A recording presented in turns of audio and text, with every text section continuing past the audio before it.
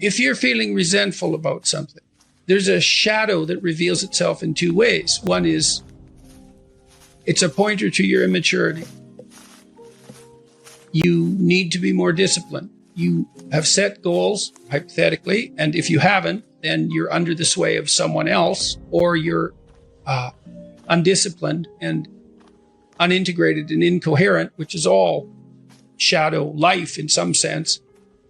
You're pursuing short-term impulsive goals because you haven't thought it through. You're pursuing goals that other people have established for you. You're not pursuing any goals at all because you're too nihilistic to believe that life has any purpose. All that's shadowy, let's say. But maybe you have set goals and now you're resentful about all the work that you have to do in order to acquire those goals. And maybe that manifests itself as a broad-scale critique of social structure. That's immaturity. And so you can delve into that and you can find out where you're still a spoiled child and hopefully take action to rectify that. Or you may find that you're being compelled to do something that violates your integrity and you need to stand up for yourself and say something that you don't want to say. And then you may have to learn how to incorporate your anger into your actions so that you learn how to say no when you need to say no. And so that actually means that you're furthering your ethical pursuit as a consequence of integrating your shadow rather than deviating from it. Aggression, which can be repressed, sexuality, lust, let's say, which can be repressed. Those things are extremely useful servants when they're integrated into the whole. If you're without aggression and anger and incapable of it, that doesn't mean that you're on a good path and that anger knocks you off it. That can happen, but it's much more appropriate and sophisticated to note that the probability that you're going to pursue a higher good is magnified by your integration of all your emotional and motivational states, even the ones that can cause a tremendous amount of trouble when they're left to manifest themselves in isolation.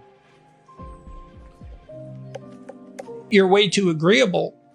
Well, I would say you could practice saying what you really believe, that you can take a vow to tell the truth. And that will make you much less agreeable. Agreeable people are perfectly willing to sacrifice what they know to be the case to maintain short-term social harmony. And it's not so much that they repress what they think, it's often that they don't even allow themselves to fully realize what they think. So commitment to the truth can make an agreeable person, will stop an agreeable person from being a doormat. I kind of outlined the reasons why people become deceitful, arrogant, and resentful. And we have our reasons. It's in some sense, it's a miracle that it doesn't happen all the time. And so I say, well, here's the problem. You know, death chases you, you're mortal, and illness will be a part of your life and a part of the lives of people you love. And it will be terrible, maybe beyond your imagining. You're stuck with that, man. And culture, there's a tyrannical aspect. It crushes you and turns you into a cog and maybe destroys the best in you to some degree. You're stuck with that. And then Christ, you're just a massive contradictions and trouble. You can't get yourself organized. You're doing all sorts of things you don't want to do and not doing the things you know you should do. And, putting obstacles in your path just so you can trip over them. Well, there's the landscape. Well, why would you turn to the dark side, let's say, in the face of that? It's like, no wonder, obviously. But it doesn't help. It seems to make everything worse. So, and it doesn't seem, if you're objecting to the fact that things are bad, it doesn't seem that making them worse is a tenable solution. It's an attractive solution at times because people think deeply. Oh, to hell with this. It's so awful that I'll just add to the misery out of spite. And man, if you don't see the compulsion of that argument, either you're not, I don't know, maybe you're fortunate. Maybe you're fortunate. You're sheltered. Maybe you're saint-like. That would be good. But it and you see this in clinical practice all the time. Voluntary confrontation with what is threatening and unknown tends to be curative. And not always. You know, like there are mistakes people make. So for example, you often see these trauma teams rush in to talk to people just after, say, a mass shooting or some kind of terrorist attack. And like, it does not help people to have them review the trauma that they're currently experiencing. Not unless it's problem solving oriented, it can just make it worse. But if it's an old memory, well, then voluntary recall and explicit reformulation seems to be useful. Or at least it's better than anything else we know. His proposition was that every ideal is a judge. And that makes perfect sense, because an ideal is something to which you aspire. And the gap between you and that ideal, if it's your ideal, is felt as judgment. And so that's one of the reasons people are very afraid to have an ideal, to make it. That's why I wrote, do not hide things in the fog. It's like, well, you should lay out an ideal. You should pursue an ideal. Why wouldn't you? Well, when you make your ideal explicit, it turns into your judge. Well, then you can listen to that judge and move forward and transform. But, you know, it's pretty damn harsh. Because especially to begin with, you posit an ideal, especially if you're in a mess. God, every bit of you is being judged as unworthy. Everyone looks at the costs of making a decision, but almost no one looks at the costs of not making the decision. And the reason for that is like, well, you're sitting there right now and the sky isn't falling on you. And so you're not calculating the costs of sitting there because nothing's happening. And then if you decided to do something different, you might calculate the costs of doing that, but you've already zeroed out the costs of inertia. But they aren't zero. There's no zero cost. There's risk here and there's risk here. And you don't like that idea because you want security, and no bloody wonder. It's no wonder you want security. But when you're making a decision, you need to reawaken the costs of inertia. I mean, those are opportunity costs, let's say, something like that. There are ways they are formally considered, but just going along as you are when everything is changing around you is also a costly decision. And so if you know that, you think, well, there's danger here and there's danger here, then that, weirdly enough, that frees you up, because then you can pick the danger that you prefer. Now, the price you pay is the realization that there's no security down either road. And you have to wake up to that now and then in your life. It's very unpleasant. It's not surprising people don't do it. But again, the costs of failing to do it are worse. Do not do what you hate. And what does it mean? Well, it doesn't mean, geez, I hate getting up at 8 o'clock in the morning to get ready for work. That just means that you're not very disciplined, or maybe that it might mean something deeper. But I'd start with lack of discipline before, rearranging your whole life. Because you might say, well, I hate getting up at 8 o'clock in the morning no matter what I'm doing, and then it's not your job. I don't mean don't do difficult things. I mean, watch yourself, and if you see that you're doing things that make you hate yourself, then consider the cost of continuing. Just notice, because you're reporting to yourself, just like you just said. In some sense, that wasn't a voluntary decision. You noticed that you couldn't breathe unless you discussed this issue. It's like, well, why is that? You don't know. You can't control it even. I mean, you can not do it and pay the consequences, but you can't say to yourself easily, well, that's stupid. I should be able to breathe. Just because I haven't said this thing, that shouldn't stop me from breathing. But there it is. And wise people that I've read, often associated with the establishment of the Christian church, actually, this seems to be something that was a continual topic of discussion, noted continually that we do things that we can't control, and we're subject to forces that we can't control, and those are forces that are associated with our own destiny, I suppose, certainly our own conscience. You just have to watch. You find out who you are. I'm the person who has to say this. Why? I don't know exactly, but I know that if I don't do it, there's going to be a price.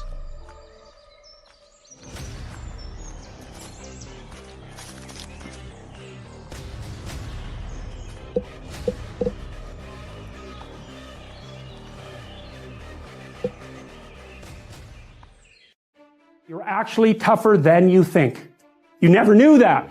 And maybe you didn't want to take on the responsibility because, people play a role in their own demise, so to speak. When you had opportunity to go out and explore or withdraw because you were afraid, you chose to withdraw because you were afraid.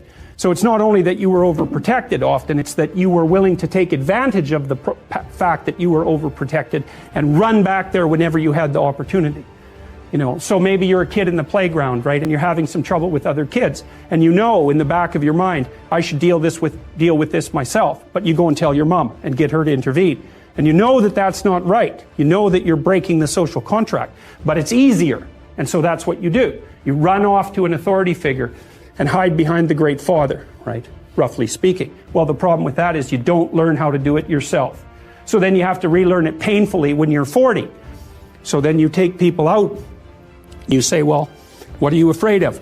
Rank it from 1 to 10. So 10 is, make a list of 10 things you're afraid of.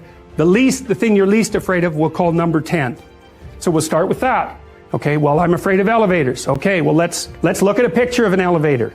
Let's have you imagine being in an elevator. Let's go out to an elevator and let you watch the terrible jaws of death open, because that's how you're responding to it symbolically, right? And you're going to do that at the closest proximity you can manage. You find out, you go do that, it works. You're nervous as hell, especially from an anticipatory perspective. Shaking. You go out, you stop, you watch it happen, and you actually calm down. You do that 10 times and it no longer bothers you. Well, what you've learned that you didn't die, but more importantly than that, you've learned that you could withstand the threat of death. That's what you've learned. And then you move a little closer, and then you move a little closer, and then you move a little closer, and finally you're back in what's no longer the elevator from a symbolic perspective. It's a tomb, right? It's a place of enclosure and isolation. And you learn, turns out I can withstand that. And then you're much more together, much more confident. And that's often one of the things that often happens in situations like that. I've seen this multiple times, is that if you run someone through an exposure training process like that and toughen them up, they'll often start standing up to people around them in a way they never did before. Sometimes people are bullied because they can't fight back. This can happen to people who are weaker physically than their opponents. This is one of the most common reasons for the bullying experienced by children. Even the toughest of 6-year-olds is no match for someone who is 9. A lot of that power differential disappears in adulthood, however, with the rough stabilization and matching of physical size, with the exception of that pertaining to men and women, with the former typically larger and stronger, particularly in the upper body, as well as the increased penalties, generally applied in adulthood to those who insist upon continuing with physical intimidation. But just as often, people are bullied because they won't fight back. This happens not infrequently to people who are by temperament compassionate and self-sacrificing, particularly if they're also high in negative emotion and make a lot of gratifying noises of suffering when someone sadistic confronts them. Children who cry more easily, for example, are more frequently bullied. It also happens to people who have decided, for one reason or another, that all forms of aggression, including even feelings of anger, are morally wrong. I have seen people with a particularly acute sensitivity to petty tyranny and over-aggressive competitiveness restrict within themselves all the emotions that might give rise to such things. With their capacity for aggression straight, jacketed within a too narrow morality, those who are only or merely compassionate and self-sacrificing and naive and exploitable cannot call forth the genuinely righteous and appropriately self-protective anger necessary to defend themselves. If you can bite, you generally don't have to. When skillfully integrated, the ability to respond with aggression and violence decreases, rather than increases the probability that actual aggression will become necessary. If you say no early in the cycle of oppression, and you mean what you say, which means you state your refusal in no uncertain terms and stand behind it, then the scope for oppression on the part of oppressor will remain properly bounded and limited. Naive, harmless people usually guide their perceptions and actions with a few simple axioms. People are basically good. No one really wants to hurt anyone else, the threat. And certainly, the use of force, physical or otherwise, is wrong. These axioms collapse, or worse, in the presence of individuals who are genuinely malevolent. Worse means that naive beliefs can become a positive invitation to abuse, because those who aim to harm have become specialized to prey on people who think precisely such things. Under such conditions, the axioms of harmlessness must be retooled. In my clinical practice, I often draw the attention of my clients who think that good people never become angry to the stark realities of their own resentments. No one likes to be pushed around, but people often put up with it for too long. So I get them to see their resentment first as anger, and then as an indication that something needs to be said. If not done, not least because honesty demands it, then I get them to see such action as part of the force that holds tyranny at bay, at the social level, as much as the individual. Many bureaucracies have petty authoritarians within them, generating unnecessary rules and procedures simply to express and cement power. Such people produce powerful undercurrents of resentment around them which, if expressed, would limit their expression of pathological power. It is in this manner that the willingness of the individual to stand up for him or herself protects everyone from the corruption of society. When naive people discover the capacity for anger within themselves, they are shocked, sometimes severely. A profound example of that can be found in the susceptibility of new soldiers to post-traumatic stress disorder, which often occurs because of something they watch themselves doing, rather than because of something that has happened to them. They react like the monsters they can truly be in extreme battlefield conditions, and the revelation of that capacity undoes their world. And no wonder, perhaps they assumed that all of history's terrible perpetrators were people totally unlike themselves. Perhaps they were never able to see within themselves the capacity for oppression and bullying, and perhaps not their capacity for assertion and success as well. I have had clients who were terrified into literally years of daily hysterical convulsions by the sheer look of malevolence on their attackers' faces. Such individuals typically come from hyper-sheltered families, where nothing terrible is allowed to exist, and everything is fairyland wonderful, or else. When the awakening occurs, when once naive people recognize in themselves the seeds of evil and monstrosity, and see themselves as dangerous, at least potentially, their fear decreases. They develop more self-respect. Then perhaps they begin to resist oppression. They see that they have the ability to withstand because they are terrible too. They see they can and must stand up because they begin to understand how genuinely monstrous they will become, otherwise feeding on their resentment, transforming it into the most destructive of wishes. To say it again, there is very little difference between the capacity for mayhem and destruction, integrated and strength of character. This is one of the most difficult lessons of life. Life is difficult, and you cannot protect your children. What you can do is prepare them, and you can prepare them to be strong and courageous and truthful and resilient and reciprocal in their interactions with other people. And that means you equip them for what life will be, which is at minimum a series of difficult challenges, and often more than that, because of course people go through very difficult times in their lives. And a resilient person is capable of standing up to things in the face of fear and moving forward voluntarily, convinced of their own competence and ability to prevail. And so your primary goal as a parent, apart from facilitating your child's social desirability, which is a major obligation on your part, is to encourage your children and I mean that literally, to instill in them a sense of courage in the face of the difficulties of life, and not to protect them from that. we don't even want to be protected from those difficulties, because a major part of life and its meaning is the challenge that comes with confronting difficulties. Maybe you are a loser, and maybe you're not. But if you are, you don't have to continue in that mode. Maybe you just have a bad habit. Maybe you're even just a collection of bad habits. Nonetheless, even if you came by your poor posture, honestly, even if you were unpopular or bullied at home or in grade school, it's not necessarily appropriate now. Circumstances change. If you slump around with the same bearing that characterizes a defeated lobster, people will assign you a lower status, and the old counter that you share with crustaceans sitting at the very base of your brain will assign you a low dominance number. Then your brain will not produce as much serotonin. This will make you less happy, and more anxious and sad, and more likely to back down when you should stand up for yourself. It will also decrease the probability that you will get to live in a good neighborhood, have access to the highest quality resources, and obtain a healthy, desirable mate. It will render you more likely to abuse cocaine and alcohol as you live for the present in a world full of uncertain futures. It will increase your susceptibility to heart disease, cancer, and dementia. All in all, it's just not good. Circumstances change, and so can you. Positive feedback loops, adding effect to effect, can spiral counterproductively in a negative direction, but can also work to get you ahead. That's the other, far more optimistic lesson of Price's law and the Pareto distribution. Those who start to have will probably get more. Some of these upwardly moving loops can occur in your own private subjective space. Alterations in body language offer an important example.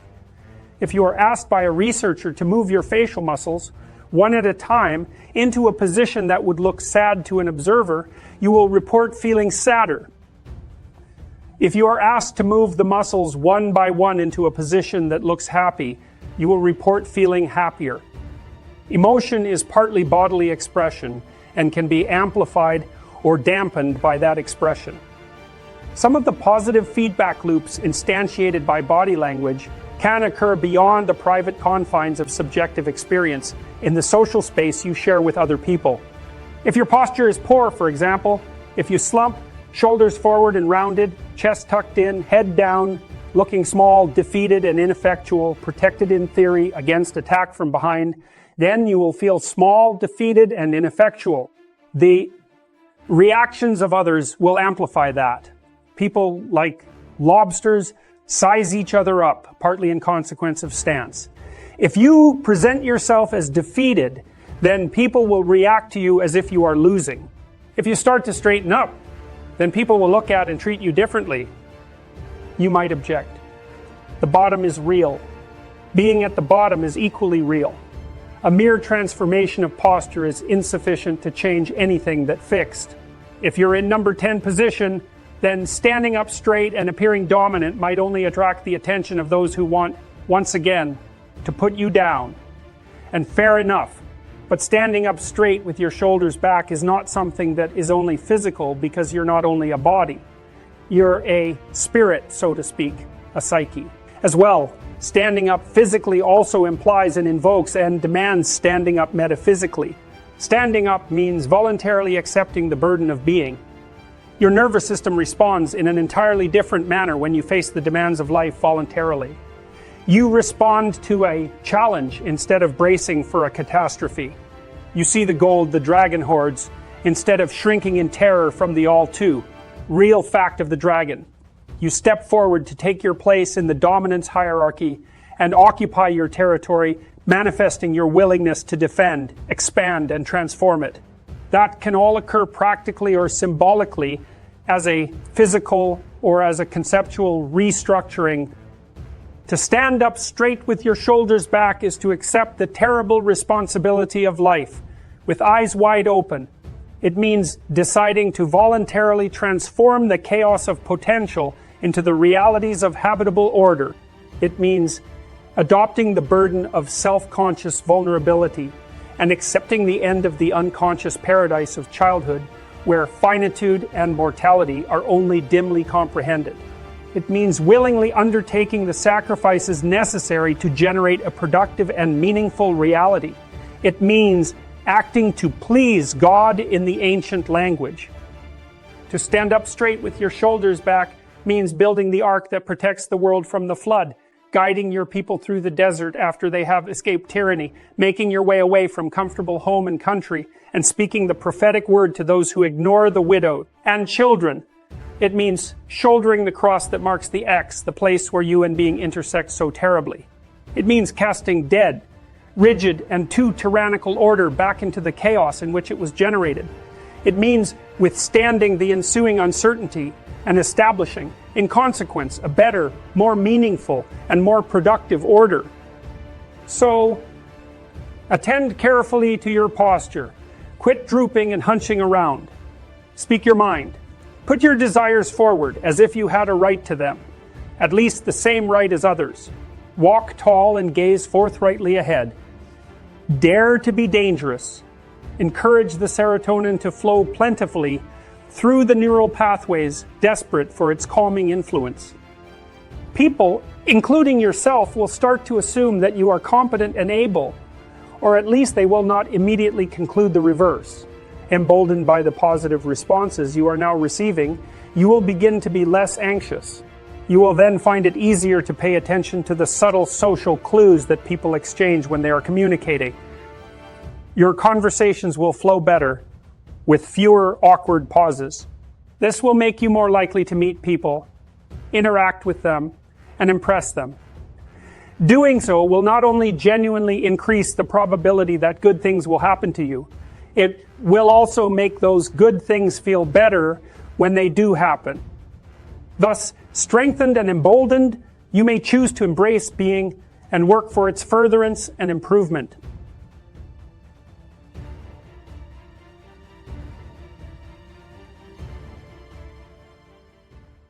Don't have one plan, right? If you're going to stake yourself on something, you should throw a couple of alternative scaffolds up beside you so that you have somewhere to go. You want to be a doctor. Okay. Well, you could be a nurse. It's like it's not a doctor, but it beats cutting your throat. You're still doing 80% of what you wanted to do. So you want to think about this during your whole life, man. If you're going to take a high risk, you want to scaffold yourself in other areas so that if it fails, bottom doesn't drop out and you die. And it's also very much worth thinking about with regards to setting up your life in general. It's like, if you concentrate solely on your career, you can get a long way in your career. And I would say that that's a strategy that a minority of men preferentially do. That's all they do. They work like 70, 80 hours a week. They go flat out on their career. They're staking everything on the small probability of exceptional status in a narrow domain. But it's hard on them. They don't have a life. It's very difficult for them to have a family. They don't know how to take any leisure activity. Like, they get very one-dimensional. Now, it may be that unidimensionality is the price you have to pay to be exceptional at one thing, right? Because if you're going to be something like a genius level mathematician or a scientist, say, it's like you're in your lab all the time, you're working 70 hours a week or 80 hours a week, you're smart, you're dedicated, you're unidimensional, and that's how you get to beat all the other people who are doing that. It's the only way. But the problem is you don't get a life. Now, if you love being a scientist and you have that kind of focus of mind, well, first of all, you're a rare person, and second, you're going to pay for it. But fine, more power to you. But it's a risky business to do that. You sacrifice a lot for it. And I would say most often, if you're speaking about having a healthy life, that isn't what you do. You spread yourself out more. So, you have a family, you have some things that you do outside of work that are meaningful to you and useful. You have a network of friends. Well, those 3 things alone, or 4 things alone, are plenty to keep you well oriented. And then if one of those things collapses, everything doesn't go. Now, the price you pay for that is the more you strive to optimize that balance, the less likely you are to be fantastically successful at any single one of them.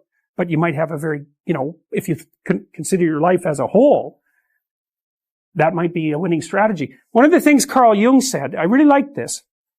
He thought that men went after perfection and women went after wholeness. So perfection would be stake it all on one thing and look for radical success. Not that all men do that, because they don't, but we're talking about extremes, at least with regards to the men that do that. The wholeness idea is more like, well, I want one thing in my life to be 150%, or I want 5 things in my life to be 80%. Well, there's a lot more richness in a life where you have 5 things operating at 80%, but you're not operating at any of them at 150%. And I really believe this because I've watched men and women go through their careers now for a long period of time. But one of the things that I've noticed is that mostly women in their 30s bail out of unidimensional careers. They won't do them. They won't put in the 80 hours a week that they would have to put in order to dominate that particular area. And it isn't, the reason that they won't do it is because they decide it's not worth it. And no wonder, because why would that be worth it? You have to ask yourself that. It's like, well, you want to be an outstanding scientist. It's like, okay, really, that's what you want. Because that means that's what you do. Because you're competing with other people. You know, they're smart, they're hardworking. And if you want to be at the top, you have to be smarter and work harder than any of them. And working hard means working long hours. I mean, it also means working diligently, but in the final analysis, it's also an additive issue. If I'm smart and hardworking and I can crank out for 70 hours a week and you do it for 30, it's like in 2 years, I'm so far ahead of you, you will never ever catch up. And I think maybe part of the reason too that women are oriented that way more than men, I think there's 2 reasons. One is socioeconomic status does not make women more attractive on the mating market, but it does make men more attractive. And the second is women's time frame is compressed. Right? Because guys can always say, well, I'll have kids later. And they can say that till they're like 80. Whereas women, it's like, no way, man. You gotta get it together by the time you're, let's say 40, but really probably by 35, but definitely by 40. Because otherwise it ain't happening. And that's bloody dreadful. There's a sacrificial element in maturation. Right? You have to sacrifice the pluripotentiality of childhood for the actuality of a frame. And the question is, well, why would you do that? Well, one reason is it happens to you whether you do it or not. You can either choose your damn limitation, or you can let it take you unaware when you're 30, or even worse, when you're 40. And then that is not a happy day. I see people like this, and I think it's more and more common in our culture because people can put off maturity without suffering an immediate penalty. But all that happens is the penalty accrues. And then when it finally hits, it just wallops you. Because when you're 25, you can be an idiot. It's no problem. Even when you're out in a job search, it's like, well, you don't have any experience and you're kind of clueless. It's, yeah, you're young. You know, it's no problem. That's what young people are like, but they're full of potential. Okay, well, now you're the same person at 30. It's like people aren't so thrilled about you at that point. It's like, what the hell have you been doing for the last 10 years? Well, I'm just as clueless as I was when I was 22. It's, yeah, but you're not 22. You're an old infant, right? And that's an ugly thing, an old infant. So, part of the reason you choose your damn sacrifice, because the sacrifice is inevitable, but at least you get to choose it. And then there's something that's even more complex than that in some sense, is that the problem with being a child is that all you are is potential, and it's really low resolution. You could be anything, but you're not anything. So then you go and you adopt an apprenticeship, roughly speaking. And then you become something. And when you're something, that makes the world open up to you again. You know, like if you're a really good plumber, then you end up being far more than a plumber. You know, if you're a really good plumber, well, then you have some employees, you run a business, you train some other people, you enlarge their lives, you're kind of a pillar of the community, you have your family. It's, once you pass through that narrow training period, which narrows you and constricts you and develops you at the same time, then you can come out the other end with a bunch of new possibility at hand. Part of the proper path of development in the last half of life was to rediscover the child that you left behind as you were apprenticing. And so then you get to be something and regain that potential at the same time. You're in the situation that you're in right now, and that's not good enough. And so that's another thing that's kind of interesting about people, is they're chronically dissatisfied with the way things are. Well, that's okay, because you wouldn't be motivated to move forward if you weren't chronically dissatisfied with the way that things are. But it's kind of annoying, because you might think, well, why aren't you just happy with what you have? And the answer to that is generally because I don't know if it's going to last. And so that's part of it. And the other is, well, if the situation shifted a bit, maybe I'd have more options. And some of that it would last longer. It'd be more stable. It'd be more promising. And so you can say, well, you should be satisfied with what you have, but it's kind of really a stupid thing in some sense to tell human beings, because no matter what you have, it isn't going to solve your fundamental problem. So the problem isn't going away, and you can't just fool yourself into saying, well, what I have is great. You could say, I could have a hell of a lot less, and that would be bad, and most people have a lot less than me, and I should be grateful for what I have. That's fine. That's perfectly reasonable. But you're stuck with this chronic sense of unfinished business, and the reason for that is, well, you're permanently vulnerable, so how could it be otherwise? And even if you've got your problem solved, then there's 3 or 4 people in your family that by no means have got their problem solved. So the problem of problems never goes away. That's a good thing to know existentially too, because it helps you calibrate your life properly. Because you might be thinking, well, if I just got everything together, I'd hit some plateau of satiation and stability, and then I would just be there. It's like, no, that's never going to happen. It's never going to happen. So you might as well just forget about that. Well, maybe you want to push a damn rock up a hill. It's going to roll down again. It's like, what are you going to do? Just sit there by the rock? It's okay to be active, even if the problem you're trying to solve is not fundamentally solvable. That doesn't mean it isn't worth trying to solve.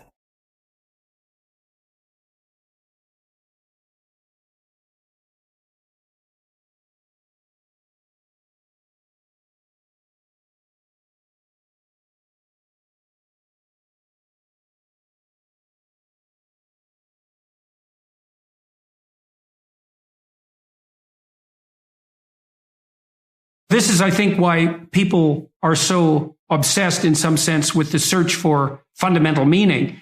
This is a good story. So you can imagine 2 people laying bricks. They're building a gigantic wall. And the one person thinks, oh my God, this wall is going to take 100,000 bricks. I'm laying one at a time and I'm wasting my life away, trivially adding to this gigantic brick wall. And what am I doing? This is absolutely miserable, brick by brick. And the other person thinks, in 300 years, this is going to be a cathedral. And so the person in the second state is doing exactly the same thing at a local level, laying bricks, but each brick is related to a very high goal. And that means the reward that's attendant upon the laying of the brick is proportional to the goal of the entire behavioral process. So if you're aimless and goalless, then you can't elicit any positive emotion. And if your goals are fragmented, which is also what happens if you're aimless or your goals lack unity, if your goals are fragmented, then no given behavioral manifestation can elicit any dopaminergic reward because it's not a step forward to anything desirable. One of the things, I did write about this in my first book, particularly about putting your house in perfect order. It's like, well, if you're lost, one of the things you can do is look around and see what direction you could take locally. Fix something.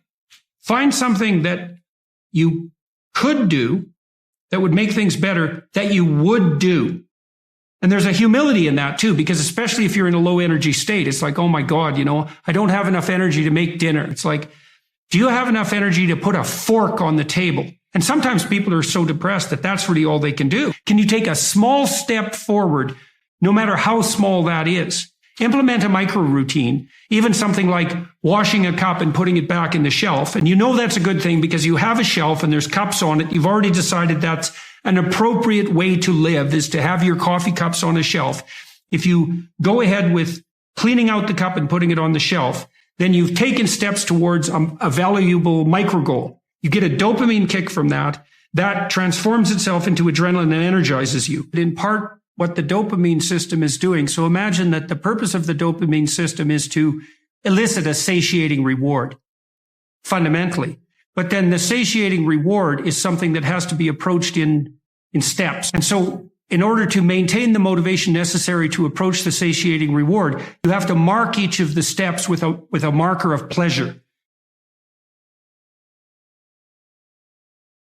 Small things are not small. You might have the cognitive appraisal that doing something local, like cleaning up your room, is small, but it's not obvious at all that that's the case. It's not that trivial to put your immediate surroundings in order. And it can easily be the stepping stone to putting things in order on a broader scale. In fact, it's probably the necessary stepping stone to do that. You can pat yourself on the back, especially if you're depressed, a little harder than you might otherwise by saying, you say, well, this is trivial, but I did it. It's like, no, if you're moving ahead, that's not small.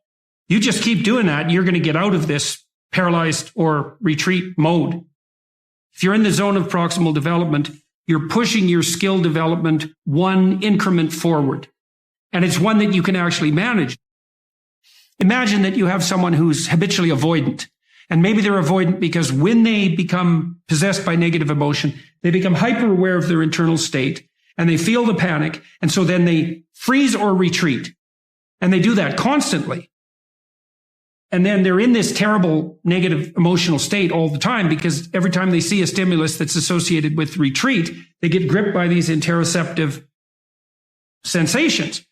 And so you say to them, well, we're going to reverse that. Instead of you being gripped by that, you're going to expose yourself to that voluntarily. If you do that repeatedly with people, not only do they stop being afraid of the things that you're showing them, that you're exposing them to, but they become more likely to approach other things they're afraid of, far more likely. In fact, it doesn't exactly look like people get less afraid at all. It looks like what happens is they learn to get braver.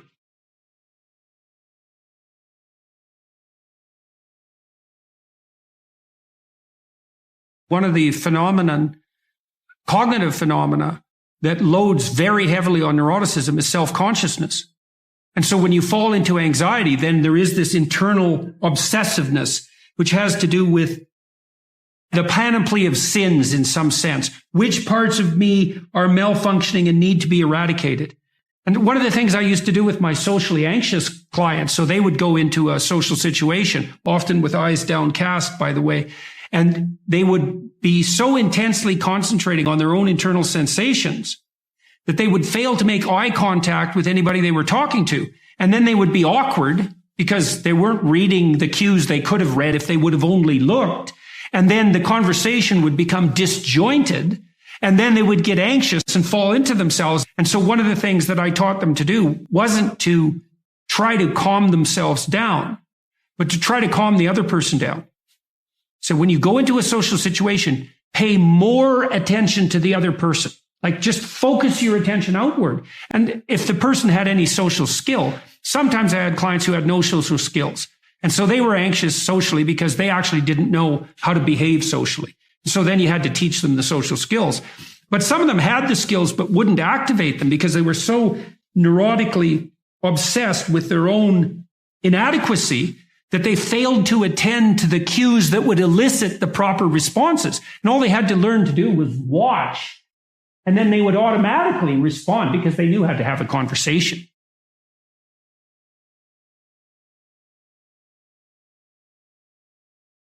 See, the reason that socially anxious people are so interoceptive is it's involuntary, right? They get gripped by the negative emotion, and then that produces this intense, obsessive interoception.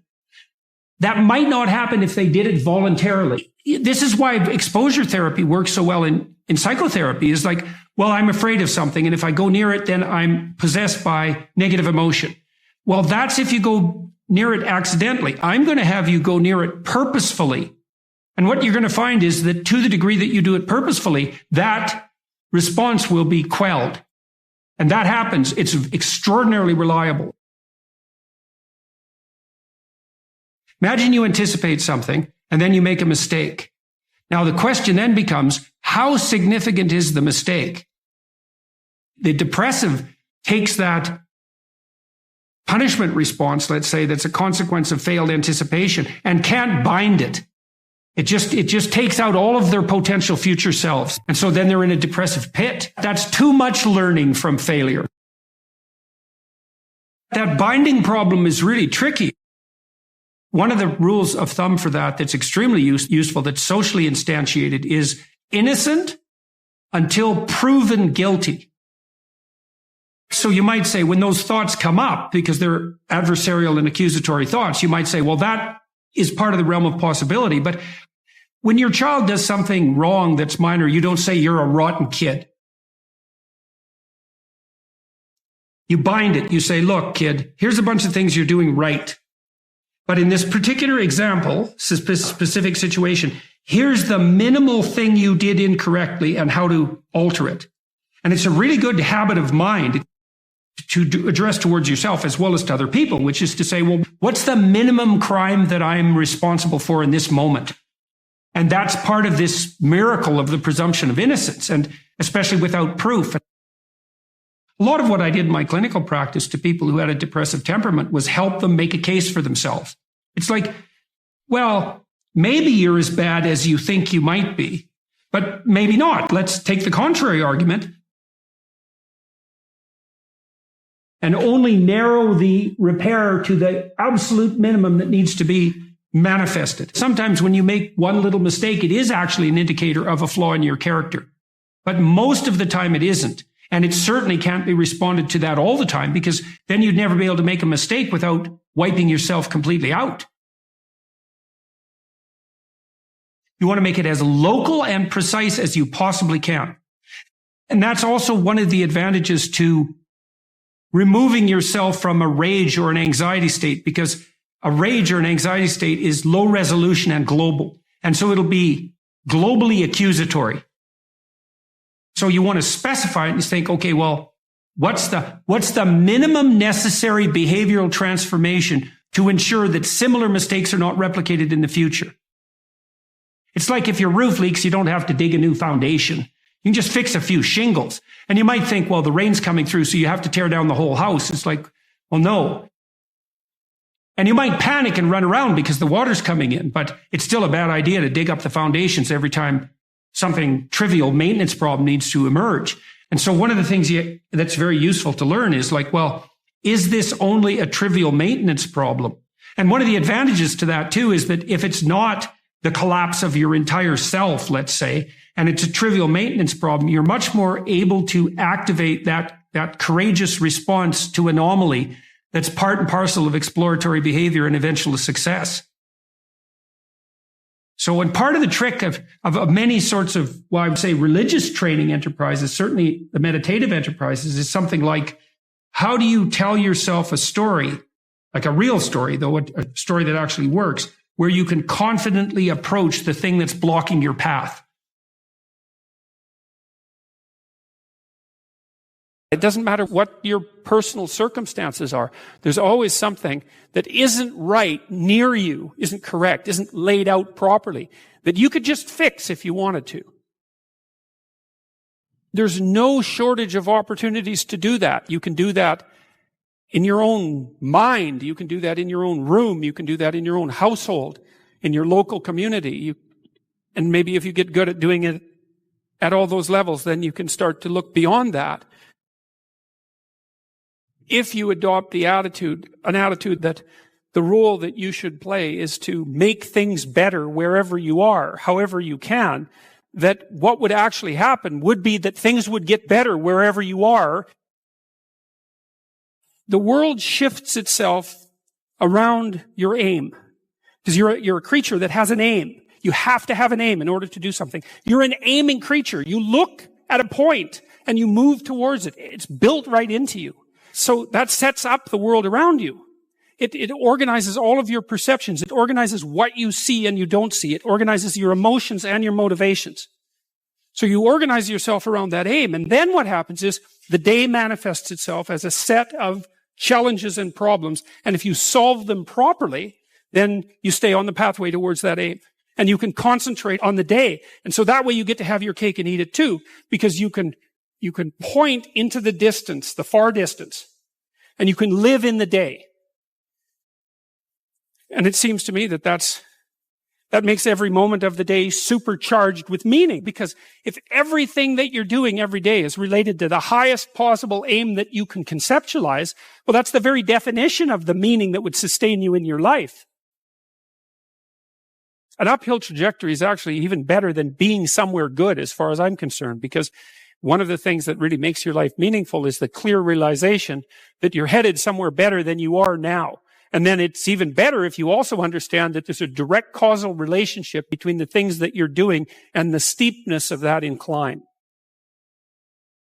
There's two modes of being in the world, right? There's one where you adopt the responsibility for living properly, for being properly, and you make the sacrifices necessary for doing that, and then everything will flourish properly. And the other one is a pathway of resentment and bitterness and rejection and genocide. If you make your life 0.1% better a week, man, in 2 or 3 years, you're in such a better place than you were that it isn't even like the same domain. And if you keep that up for 10 years or 20 years, especially if you're young and you start early, you start to straighten yourself out and fix the things that you can fix. You can transform your lives in ways that are completely unimaginable. And God only knows what the upper limit of that is in terms of human possibility. What you're actually made of, what you're made of is what you encounter when you voluntarily encounter the unknown. And so the more you voluntarily encounter the unknown, the more you get made of. And the more you get made of, the more there is to you. And then the more you're good at encountering the unknown and restructuring order and calling forth proper order out of the potential of being. And God, you got to think, why wouldn't you do that since you can do that? The fact that you're fragile is actually a precondition for your heroism, because if you weren't fragile, then there'd be nothing heroic about doing something difficult, right? Because if you couldn't be hurt or damaged or defeated or end up in failure, then where's the moral courage in the endeavor? It has to be that the fragility is built into the courage. People denigrate the opportunities that are right in front of them. And there's no reason to do that, because what's right in front of you is the majesty of being. That's what's right in front of you. It's inexhaustibly complex and full of potential. And there's no reason to assume that wherever you happen to be isn't as good a starting place as anywhere else. Well, I know some people have terrible, terrible lives. They're in situations that are absolutely unbearable. But I also do know that even situations like that can be made a hell of a lot worse by the worst kind of attitude. That's for sure. What I learned to do, I think, was to stop saying things that made me weak. I mean, I'm still trying to do that, because I'm always feeling when I talk whether or not the words that I'm saying are either making me align or making me come apart. I think alignment is the right way of conceptualizing it, because I think if you say things that are as true as you can say them, let's say, then they come out of the depths inside of you. Because we don't know where thoughts come from. We don't know how far down into your substructure the thoughts emerge. We don't know what processes of physiological alignment are necessary for you to speak from the core of your being. We don't understand any of that. We don't even conceptualize that, but I believe that you can feel that. I decided that I would start practicing not saying things that would make me weak. And what happened was that I had to stop saying almost everything that I was saying. I would say 95% of it. It's a hell of a shock to wake up and realize that, and you might think, well, do you really want all of that to burn off? It's like, well, there's nothing left but a little husk, 5% of you. It's like, well, if that 5% is solid, then maybe that's exactly what you want to have happen. The issue is there are times in your life where you know that the thing that you're saying is not true. It's a deception. It's a lie of some sort, and you're using it to manipulate yourself or another person or the world. And you're also fully possessed of the idea that you can get away with it. Where are you once you destroy your own ideal? What's left for you? There's nowhere to go. There's no up. And when there's no up, there's a lot of down. If you destroy your own ideal, which you do with jealousy and resentment and the desire to pull down people who you would like to be, let's say, then you end up in a situation that's indistinguishable from hell. Your moral degeneration contributes in no small way to the degeneration of the entire cosmos. Stop cheating at whatever game it is that you've chosen to play. That's a good start, and that'll straighten out your life. Just exactly what are your motives? If you're not doing something important with your life, maybe you're prone to cause trouble just because you don't have anything better to do. Because at least trouble is more interesting than boring. And so if you're not doing something, if you're not pushing yourself to the limits of your capacity, then you have plenty of leftover willpower, energy, and resources to devote to causing interesting trouble. There are so many things that need doing that all you really have to do is open your eyes and look at them and then decide that you're actually going to do something about them. And you might think, well, what's within my scope of influence is so trivial that it's not worth doing. It's like, it won't stay trivial for long if you do it. Not at all. And I don't think it's trivial to begin with. I really don't believe that anything done right is trivial. And my experience in my life has been that anything I actually did paid off. It didn't pay off necessarily in the way that I expected it to pay off. That's a whole different story. But if it was genuine commitment to do something, even if it went sideways and the outcome was really something other than what I expected, the net consequence over time was nothing but good. So every new frontier that can be conquered is an advance forward, and there's no shortage of frontier because we're surrounded by the unknown. We're surrounded by our own ignorance, and that's the secret to proper being. If you're interested in life, if you're interested in proper being, and you're disinclined to produce any more suffering than necessary, then you want to know how to conduct yourself when the catastrophe comes, so that you have a reasonable possibility of moving through it. If you dare to do the most difficult thing that you can conceptualize, your life will work out better than it will if you do anything else. Well, how are you going to find out if that's true? Well, it's a Kierkegaardian leap of faith. There's no way you're going to find out whether or not that's true unless you do it. So no one can tell you either. You have to be all in this game. There is no more effective way of operating in the world than to conceptualize the highest good that you can and then strive to attain it. There's no better pathway to self-realization and the ennoblement of being than to posit the highest good that you can conceive of and commit yourself to it. You can take whatever job you have and you can make it a real nice little piece of absolute misery. Or you can act like a civilized human being and notice that no matter where you are, there's a richness and a complexity that's completely inexhaustible right at hand. And then you can take that seriously and you can say, well, I can make it a lot better if I want to. I can get along properly with my coworkers and not gossip behind their back, and I can treat my customers properly. And if an opportunity comes my way, I can take it and I can see what happens. One of the things that I think this heightens the meaning in your life, is to try to do difficult things, right? Aim high. Don't aim so damn high you can't manage it, and make sure you break down your aims into reasonably attainable sub-goals, but you want to aim high, and then you want to see how hyper-efficient you can get. That's a great thing to do in your early 20s, is to see, okay, like discipline yourself. You think, okay, how much work can I do if I load myself right to the maximum? How far can I work? How hard can I work until I exhaust myself? And then you back off, obviously, because the optimal amount of working, productive engagement, let's say, is that which is sustainable across decades. So you have to learn that, but you don't learn that without stretching yourself to your limits to begin with. And, if your life isn't everything it could be, and if you're suffering from an excess of meaninglessness, well, it means you're not oriented in the world of chaos and order properly. It's like you could learn to discipline yourself. Figure out what it is that you need to do and that you want to do, and then see how efficient you can get. Because one of the things that's quite fun is to figure out, if you have a task, I always tell my graduate students this if they're doing an experiment too. If you have a task that you have to do, it's really interesting to spend a few minutes, sometimes hours, depending on how long the task is. See if you can figure out how to do it from 5 to 10 times faster. It means you'll have to rearrange the way you think about it, but you can often do it. And that's how extremely productive people get so hyper efficient. It's unbelievable the degree to which our sanity depends on a functioning sociological structure. And here's why.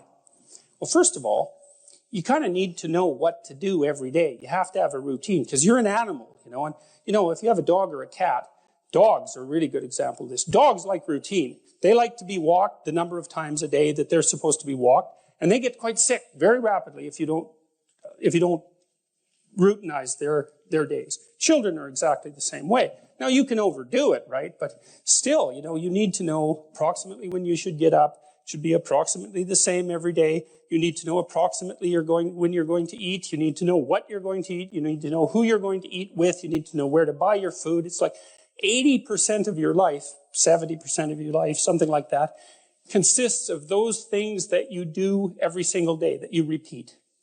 Well, so you need structure, you need predictability, and you need more of it than you think, just to keep you sane. Now, if you're lucky, and maybe a bit odd, you can deviate 5% from the norm, or 10% from the norm, or something like that, carefully and cautiously, as long as the rest of you is all well ordered in a normative manner. You might be able to get away with that, and you might be able to sustain it across time, and people might be able to tolerate you if you do it, or maybe you'll get really lucky and you happen to be creative, but reasonably well put together, and people will actually be happy that there's something idiosyncratic and unique about you. But even under those circumstances, mostly what you want is to have a routine that's disciplined, that's predictable, and bloody well stick to it. You're going to be way healthier and happier and saner if you do that. And then the other thing that you need, because this is one of the things the psychoanalysts got wrong, I think, is that they overestimated the degree to which sanity was a consequence of being properly structured internally, Because from the psychoanalytic point of view, you're sort of an ego, and that ego is inside you. And of course, it rests on an unconscious structure. But the purpose of psychoanalysis is to sort out that unconscious structure and the ego on top of it, and to make you a fully functioning and autonomous individual. But there's a problem with that, because the reason that you're sane as a fully functional and autonomous human being isn't because you've organized your psyche, even though that's important. The reason that you're sane if you have a well-organized unconscious and ego is because other people can tolerate having you around for reasonably extensive periods of time, and will cuff you across the back of the head every time you do something so stupid that people will dislike you permanently if you continue. And so what people are doing to each other all the time, just nonstop, is broadcasting sanity signals back and forth, right? It's like you smile at people if they're not only behaving properly, but behaving in a way that you would like to see them continue to behave. You frown at them if they're not, you ignore them if they're not, you shun them, you roll your eyes at them, you manifest a disgust face, you don't listen to them, you interrupt them, you won't cooperate with them, you won't compete with them. It's like you're blasting signals at other people about how to regulate their behavior so frequently, it just makes up all of your social interaction. That's why we face each other, and we have emotional displays on our face, and we're looking at each other's eyes, and we know as much as we can about what's going on with each other, given that we don't have immediate access to the contents of their consciousness. And so partly what you're doing with your routine is establishing yourself as a credible, reliable, trustworthy, potentially interesting human being who isn't going to do anything too erratic at any moment. And everyone else is around there tapping you into shape, making sure that that's exactly what you are. And that's how you stay sane. And so what happens to people too, if they don't have a routine and they get isolated, is they start to drift. And they drift badly because the world is too complicated for you to keep it organized all by yourself. You just cannot do it. So we outsource the problem of sanity. And it's very intelligent that we outsource the problem of sanity, because sanity is an impossibly complex problem. And so the way that we manage the incredibly complex problem is we have a very large number of brains working simultaneously on the problem all the time. Let's say I was dealing with a client, and maybe that was somebody who, say a man, 35 years old, he still lived at home. So he was too dependent. His room is a complete bloody catastrophe. And, he's living like a bratty 13-year-old, and that gets pretty ugly by the time you're 35. And he knew it, and I'm sure his mother knew it, although obviously she put up with it, which was probably her mistake, at least in part. But maybe we decide, let's start by cleaning your room. And so as a cognitive behavioral psychologist, you engage in a process called collaborative empiricism. And that's partly to solve the problem that you described is, how do we know we set the right goal? Well, we'd say, go try it. And just watch yourself like you don't know who you are, and come back next week and we'll see how you did. And maybe, I remember this one client, he came back and he said, I went and got the vacuum cleaner from the closet, which is something I really never done. And I put that vacuum cleaner in the doorway of my bedroom, crossways, so it blocked the doorway. And then I just walked over it for a whole week. And like, he was completely nonplussed at his own intransigence. And look what he did, eh? He was so resentful and so angry that he, instead of vacuuming his damn bedroom like he planned, he just stuck the vacuum in his own way and then martyred himself over it every day for a week. It's like, okay, then we're starting to get somewhere with the whole you living at home thing here. And so, well, that was too high a goal for him. And you say, well, how do you know that? It's like, well, he didn't do it, did he? So then what you do practically is you say, well, how about you bring that vacuum cleaner into your room this week, and that's your whole assignment. And just watch what happens when you bring it in. Watch the fantasies that flicker in the back of your mind as you live out your resentment at your therapist for daring to make you bring that vacuum across the threshold of your bedroom. And so if people catch those fantasies, that's quite the bloody nightmare and quite the revelation to themselves, I can tell you, because you have to be one angry person to put a vacuum cleaner in your doorway and walk over it every day for a week. And so then we'd get somewhere. It's like, okay, now we're getting to the bottom of things, but maybe the next week he'd come back, well, with the fantasies at hand and rather shocked as a consequence, but the vacuum cleaner was then in his room. And so he broke the threshold there, and then maybe all he could do was sort out a drawer or half a drawer, something like that. So what you do is, you pick a target that you think is probably reasonable, and you can negotiate that with yourself.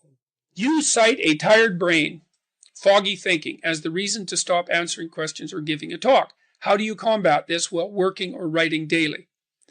Well, I eat a big breakfast relatively soon on waking. That really helps. If any of you out there are anxious, and many of you no doubt are, there'll be a large number of you who are anxious and don't eat breakfast. And there'll be a whole bunch of you out there who think, well, I don't eat breakfast. It isn't necessary. It's like, that's wrong. It's necessary. You fasted all night. If you load yourself cognitively or physiologically in the morning, your brain, stressed, will encourage your body to produce insulin. It will take all the blood sugar out of your blood, and then you're done for the day. And then you'll be anxious. And a lot of the rest of you too, you'll find if you're anxious, try this. It's really, really interesting experiment. The next time you're anxious, go eat something. Eat some protein and fat would be best. You could have cheese and crackers. I'm not a big fan of carbohydrates, but whatever. Eat whatever you're willing to eat, but make it solid. Don't eat a peanut butter, or don't eat a chocolate bar or something sweet. Eat something substantial, a piece of meat, a piece of cheese, some peanut butter, something like that. And then wait 10 minutes and see if you're less anxious. And try that for like 2 weeks. Every time you get anxious, eat something. Because then you can find out if your anxiety is linked to low blood sugar. And it's very likely that it is, especially if you also get irritable and foggy in your thinking. And the best way to treat that, as far as I've been able to tell, and there's a decent literature on this, is to make sure that you eat a big breakfast. And you might say, well, I'm not hungry in the morning. It's like, who the hell cares if you're hungry? I didn't say enjoy your breakfast. I said eat it. That's not the same thing. There's lots of things that you need to do that you don't enjoy to begin with. You'll get hungry in 6 months, and then you'll start to enjoy it. So that's a massive difference. I take small naps quite frequently. If I'm wiped out, I'll go have a nap for 10 minutes or 15 minutes. And then that helps quite a lot. I try to wake up on a fairly regular schedule. That's another thing I would really recommend for people whose lives are in disarray and who are anxious. Try to fix your wake time. Going when you sleep, that's not so important. So you can still, stay up late and have fun and all that. But getting up in the morning is really helpful. So, and you also have to figure out how much you can work or write. I can't write for more than about my sustainable maximum for writing is 3 hours a day. And if I push it past that, then, especially if I'm editing, I make mistakes when I'm editing, so that's counterproductive, and I can't sustain it across time. And so I don't really think you can do more than about 3 hours of extremely intense intellectual work a day. Although if you have a nap, you can stretch that, but I think at least I end up paying for it across time. So nap, make sure you eat, and make sure that you get enough sleep. So that's how I combat it and try to make myself hyper efficient.